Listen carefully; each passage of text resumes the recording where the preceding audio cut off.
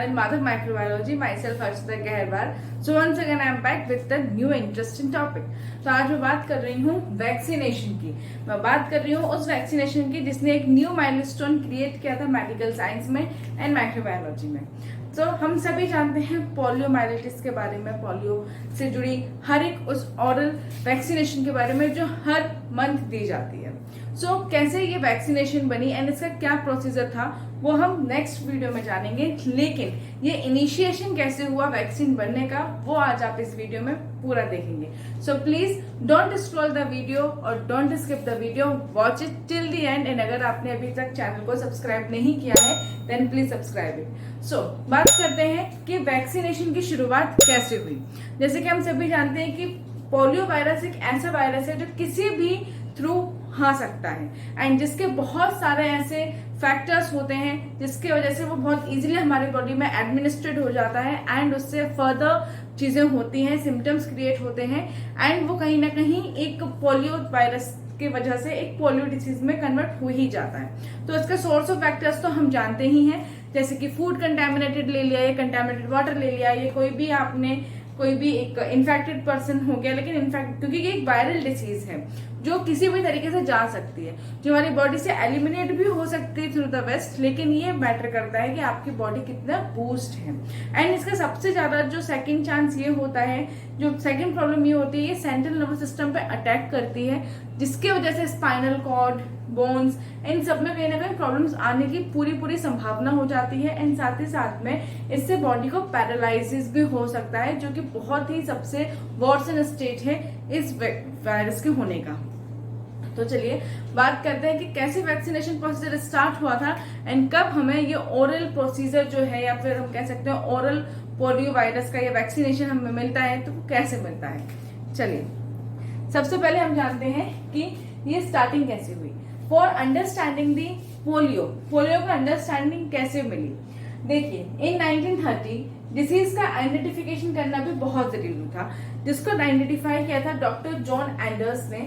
उन्होंने सबसे पहले ही इस पोलियोमाइलिटिस के बारे में पता किया था एंड इसके बाद उन्होंने वायरस को आइसोलेट किया था। वायरस को आइसोलेट करने का मतलब है उन्होंने जब ये चेकिंग की कि किस तरीके से क्या क्या सिम्टम्स आ रहे थे, क्योंकि वो कहीं ना कहीं बच्चों को बहुत ज्यादा अटैक हो रहा था उस टाइम पे एंड एक बहुत ज्यादा क्रॉनिक वेव थी लाइक द कोविड। तो उसी तरीके से उन्होंने जब अपनी डिस्कवरीज की उन्होंने इस वायरस को पता लगाया, जिसके अंदर बहुत सारी चीजें उन्होंने इम्पैक्टफुली चेक की थी।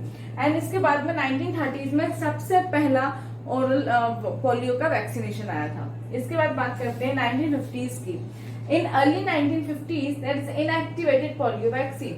अब इनएक्टिवेटेड पोलियो वैक्सीन क्या है? इनएक्टिवेटेड पोलियो वैक्सीन में ये होता है कि इसमें जो पोलियो वायरस है उन्होंने उसको लिया, वो बिल्कुल खत्म नहीं हुआ है, इट्स स्टिल वो अभी भी अलाइव है, बट उसकी जो स्ट्रेंथ है किसी भी अलग बॉडी पे अटैक करने की वो कहीं ना कहीं स्लो हो गई है एंड उसके अंदर अभी इतनी कैपेबिलिटी है कि वो किसी भी हॉस्टल में जा तो सकता है लेकिन उसको रेप्लिकेट नहीं कर सकता। और जब वो रेप्लिकेट नहीं कर सकता तो वो डिसीज को नहीं उतना कर पाएगा, लेकिन हाँ जो भी इंसान के उस कांटेक्ट में वो आ रहा है तो उसकी जो इम्यूनिटी है वो बूस्ट होगी, वो इम्यूनिटी अच्छी होगी, लेकिन उसके अंदर वो डिसीज क्रिएट नहीं होगा। तो वो एक इनएक्टिवेटेड फॉर्म में इसको लिया जाता है। अब आता है इसको डेवलप किसने किया था। इसको डेवलप किया था डॉक्टर जॉन साफ ने, जो कि अर्ली 1950 में हुआ था। इसके बाद में इसके ऊपर जब क्लिनिकल ट्रायल्स की गई 1954 में, तो इसके अंदर 1.5 मिलियन चिल्ड्रंस के ऊपर ये पूरा के पूरा क्लिनिकल ट्रायल्स की जाती थी। क्योंकि हम सभी जानते हैं जब भी कोई ऐसी चीजें मार्केट में आती हैं, जैसे ये कोई भी चीज ऐसी डिस्कवर की जाती है जो मेडिसिनल हेल्थ की हो, तो सबसे पहले उसका ट्रायल होता है एंड ट्रायल होने के बाद जब वो सेफ हो जाती है तभी उसके बाद में अर्ली चीजों को किया जाता है। तो जब इसको इन्होंने डेवलप किया था जॉन साफ ने एंड जब उन्होंने एक्टिवेटेड फॉर्म करके देखा था, जब उनको एक सफलता मिली उसके बाद उन्होंने क्लिनिकल ट्रायल लिया एंड जब उन्होंने कंडक्ट किया था 1.5 मिलियन चिल्ड्रंस के ऊपर, तो सब बच्चे सेफ थे एंड सबसे बड़ी चीज ये थी कि उन सबके अंदर एक इम्यूनिटी थी जो इसी के थ्रू आई थी। एंड इसकी वजह से मास इम्यूनाइजेशन कंडक्ट किया गया। मास इम्यूनाइजेशन का मतलब होता है कि जब हमें किसी भी एक क्लिनिकल ट्रायल के बाद में जब कोई सफलता मिल जाती है तो उसको कंडक्ट करने के लिए अलग अलग ऑर्गेनाइजेशंस आती हैं, ग्लोबल ऑर्गेनाइजेशंस होती हैं एंड अलग अलग ऑर्गेनाइजेशंस होती हैं जो इसको काफी प्रमोट करती हैं, जिसकी वजह से जब मास इम्यूनाइजेशन बनता है तभी जाके कोई भी चीज जो है इजीली हर एक को अवेलेबल हो पाती है। एंड ओपीवी ने बहुत अच्छा आईपीवी ने बहुत अच्छा काम किया था। उसके बाद आता है OPV, that is oral polio vaccine. Oral polio vaccine को डिस्कवर किया था डॉक्टर एल्बर्ट सेबिन ने। इन्होंने इसको जब डिस्कवर किया था तो इसके अंदर था live attenuated vaccine. Live attenuated vaccine का मतलब होता है जो वहां पे एक लाइव वायरस जो है वो अभी भी है, वो प्रेजेंट होता है एंड वो गट में जाके रुक जाता है। एंड जब वो गट में जाके रुक जाता है तो वो क्या करता है, वो जो उसके अंदर है वो वहीं रिलीज कर देता है, जिसकी वजह से सामने वाले को एक इम्यूनिटी तो मिलती है लेकिन एक उसको डिसीज नहीं मिलता। फिर बाद में ये जब लाइव एटेन्यूएटेड वैक्सीन से जब उनको एक सक्सेसफुल एक उसका रिजल्ट मिला, फिर बाद में ग्लोबल यूज में गया, क्योंकि जो ओरल पोलियो वैक्सीन होता है बहुत ही इजीली टू एडमिनिस्ट्रेशन होता है, मतलब वो इजीली उसको आप ले सकते हो। There is a few drops which provides the immunity, तो इसी वजह से इसको यूज करना बहुत इजी था एंड इनका बहुत अच्छा रिजल्ट आया था। इसके बाद में आते हैं हम 1988 में। 1988 में ग्लोबल इरेडिक्शन एफर्ट्स हुए, जहां पे WHO एंड ग्लोबल ऑर्गेनाइजेशन ने काफी साथ में मिलकर काम किया, काफी जागरूकता आई इस वैक्सीन को लेके। एंड जब ये जागरूकता आई इस वैक्सीन को लेके तो उस टाइम पे जो सबसे बड़ा उनका टारगेट था वो टारगेट था कि वैक्सीन पोलियोमाइलाइटिस की वैक्सीन या फिर पोलियो की वैक्सीन को अच्छे से अच्छे तरीके से हर एक शहर हर एक देश में पहुंचाना, जिससे उनके हर एक चिल्ड्रन को, हर एक पर्सन को जो भी उस वैक्सीनेशन को नहीं लिया है वो मिले, क्योंकि उससे जो एक प्रोग्रेस हो रही थी कहीं ना कहीं एक अच्छा साइन मिला था, क्योंकि उसकी वजह से पोलियोमाइलाइटिस के केस आने काफी कम हो गए थे। तो जब ओपीवी एंड आईपीवी ने साथ में काम किया, ओपीवी एंड आईपीवी ने जब साथ में काम किया, that is inactivated polio vaccine and oral polio vaccine ने जब साथ में काम किया तो एक अच्छा फ्रूटफुल रिजल्ट आया।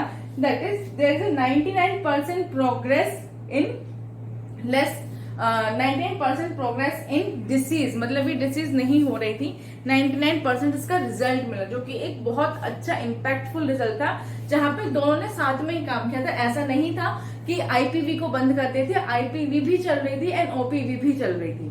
उसके बाद हम आते हैं मॉडर्न डेवलपमेंट पे। मॉडर्न डेवलपमेंट की बात ये हुई, जैसे ही ये सारे एक चेंजेस आए तो इसके बाद में एक कहते हैं ना कि कोई भी चीज जब स्टार्ट होती है एंड उसके बाद में थोड़ा सा वेरिएशन चाहिए होता है, तो फिर वहां पे एक वेरिएशन आया जहां पे उसको दोबारा से स्विच किया गया था आईपीवी पे। जब आईपीवी पे क्लिक किया गया तो इसमें कंटिन्यू वैक्सीनेशन चला, that is a inactivated polio vaccine. तो इसका कंटिन्यू वैक्सीनेशन चला एंड आज तक अब आप देख रहे हैं कि ज्यादातर हमारी सोसाइटी में ओरल ही चलता है, क्योंकि आईपीवी के होने से ये है कि इसके अलग अलग एस्पेक्ट्स हैं, जो एस्पेक्ट्स आपके स्क्रीन पे अभी दिख रहे होंगे। क्योंकि वैक्सीनेशन के नाम से हम देखें तो जैसे मैंने बताया था कि वैक्सीनेशन के जो फादर थे सर एडवर्ड जेनर थे, उन्होंने बहुत सारे वैक्सीनेशंस को प्रोड्यूस किया, बहुत सारे उन्होंने प्रिंसिपल्स बनाए, जिसके बेसिस पे बहुत सारे वैक्सीन डेवलप हुए एंड काफी सक्सीड भी हुए। उसी तरीके से 1930 में, अर्ली 1930 में जब जॉन एंडर्स ने आइडेंटिफाई किया था इस वायरस को एंड आइसोलेट किया था, उसके बाद में जब उन्होंने पहला आईपीवी बनाया था, फिर उसके बाद में ओपीवी बनाया डॉक्टर साबिन ने एंड फिर उसके बाद में सिस्टम चलता ही चला गया।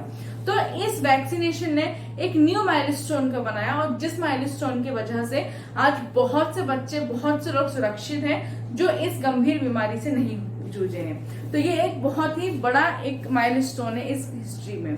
सो I hope you like the video and you understand that procedure, and अगर आपको इसका पूरा प्रोसीजर जानना है step by step, then please comment me in the comment box and please ask me about the things which is related to the queries of yours with this topic. So meet you in the next video. Stay tuned and thank you so much.